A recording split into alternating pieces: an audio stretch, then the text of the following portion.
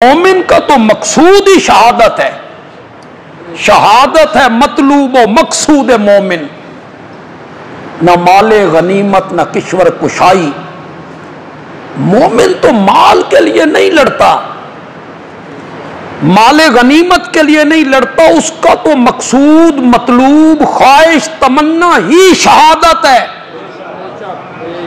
कोई सहाबी किसी काफिर की तलवार का वार खा के जब मैदान में गिरता था ना, तो वो कहता था फुज़्तु व रब्बिल काबा।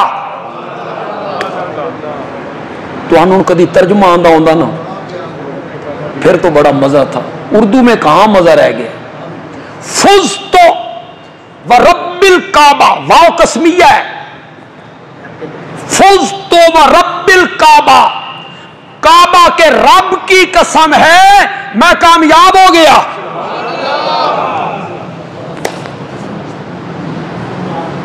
एक कुव्वत हमारे पास है, वो ईमान वाली कुव्वत। वो हमारे दुश्मन मुल्क के पास हो नहीं, उनके पास मादी वसाइल होंगे, लेकिन ये ईमान वाली कुव्वत, ये नजरिया, ये अकीदा के बच गए तो गाजी, मैदान जंग में काम आ गए तो शहादत। और शहादत का दर्जा अल्लाह अकबर, मेरे आका, यही दर्जा है ना। हमारी फौज में भी ये अज़म मौजूद है। आप कई फौजियों की बातें सुन रहे होंगे। फौज से तो आपको कोई बैर नहीं है ना। चलो किसी को होगा तो बड़ों से होगा, आम जो फौजी हैं उनसे भी आपकी कोई दुश्मनी है? किसी जमात की, किसी मजहबी जमात की, किसी सियासी जमात की। आम जो फौज है हमारी, एक सिपाही है, जो उस सतह का नहीं है जिनसे आप इख्तिलाफ कर रहे हैं या आपको उनसे इख्तिलाफ है।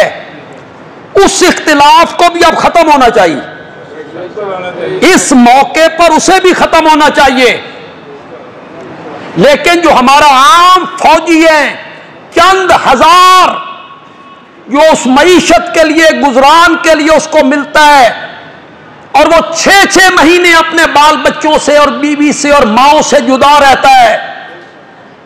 कभी उठा के उसे हैदराबाद फेंक दिया जाता है, कभी बहावलपुर फेंक दिया जाता है, कभी उसे उठा के रहीम यार फेंक दिया जाता है, कभी कोयटा। वो कभी 2 साल कहीं गुजारता है, 3 साल कहीं गुजारता है, धक्के खाता है। वो जो आम फौजी है उसका तो ये जज्बा है ना कि हम जामे शहादत नोश करना चाहते हैं, इसलिए कि ये मर्तबा इतना अजीम मर्तबा है। वरना आप बताइए, इंसानी मरातिब में, नबूवत के मरातिब में कौन सा मर्तबा है जो मेरे नबी को हासिल नहीं? बोलो, कोई मर्तबा रह गया? नबूवत का कोई मर्तबा हो, रिसालत का कोई मर्तबा हो, इंसानियत का कोई मर्तबा हो। मेरे नबी को तमाम इंसानी और नबूवत के मरातिब से अल्लाह ने नवाजा था। मेरे पास वक्त नहीं है कि मैं इस तरफ चला जाऊं।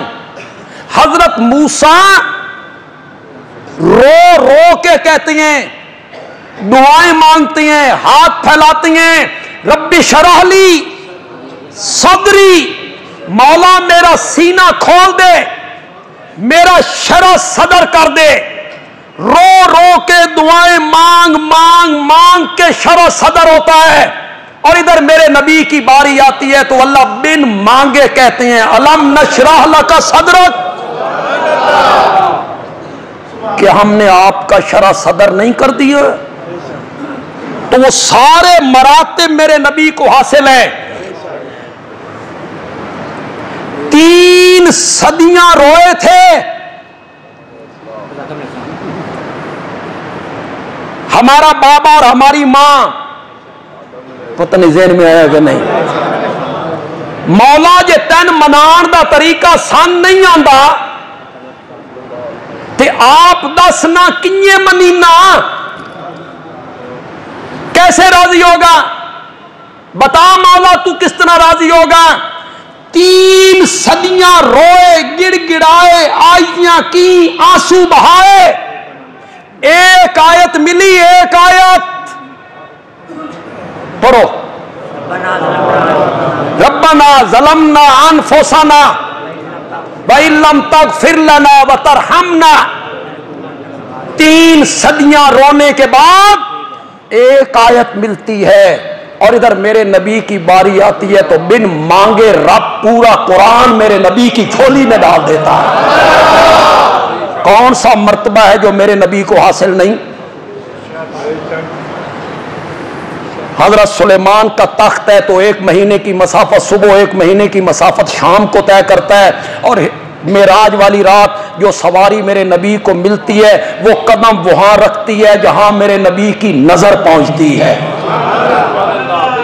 कौन सा वो मर्तबा है, कौन सा वो दर्जा है जो मेरे नबी को हासिल नहीं?